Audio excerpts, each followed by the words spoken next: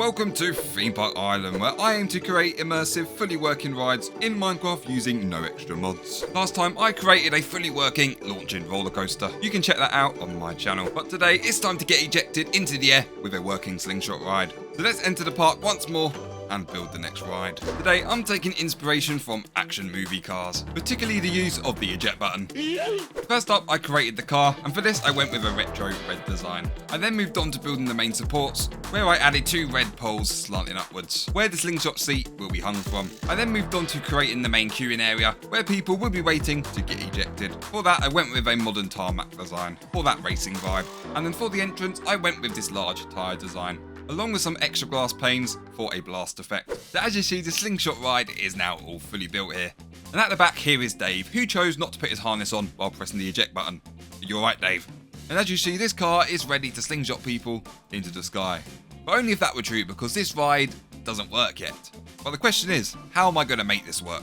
First up, I spawned in an armor stand with a strider passenger. I then gave it a levitation effect to make it fly in the sky. But that felt a bit slow, so I increased the numbers and now it goes super fast. But it doesn't look much like a seat at the minute. So I headed into Blockbench and started retexturing the strider. For this design, I tried to replicate the bottom of a seat that you would see in like a typical sports car. With the seat fully complete, I can now sit on it, and as you see, I can now blast myself into the air. Next up, for making the rope work. Before this, I marked out each of the different frames in which the rope is going to move. And then by using many structure blocks, I then saved all the different frames where the rope will move. So with all the frames captured, I can now start animating the rope. For this, I used many structure blocks from the structures that I saved earlier in order to create this cool animation effect. But then I found out the levitation method doesn't sync with the rope. All my hopes and dreams of using this levitation method has gone down the pan.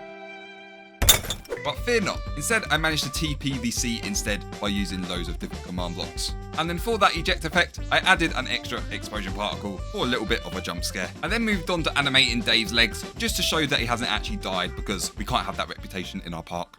So with this slingshot fully built, it is now time for the most exciting part of this video, which is of course riding it. So let's just head through the entrance here. As you see here, I've called this ride the ejector.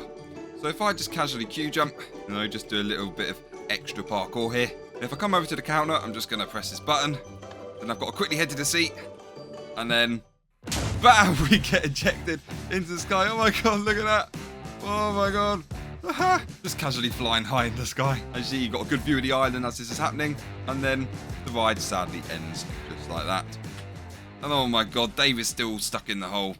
I should probably help him. And there we have it. That is the ejector slingshot ride, all complete. It's definitely used the most commands so far, but it was definitely worth it in the end. But yeah, that is the third ride of my theme park, all complete. And I've still got many more to go. But yeah, so until next time, thanks for watching, and have a good day.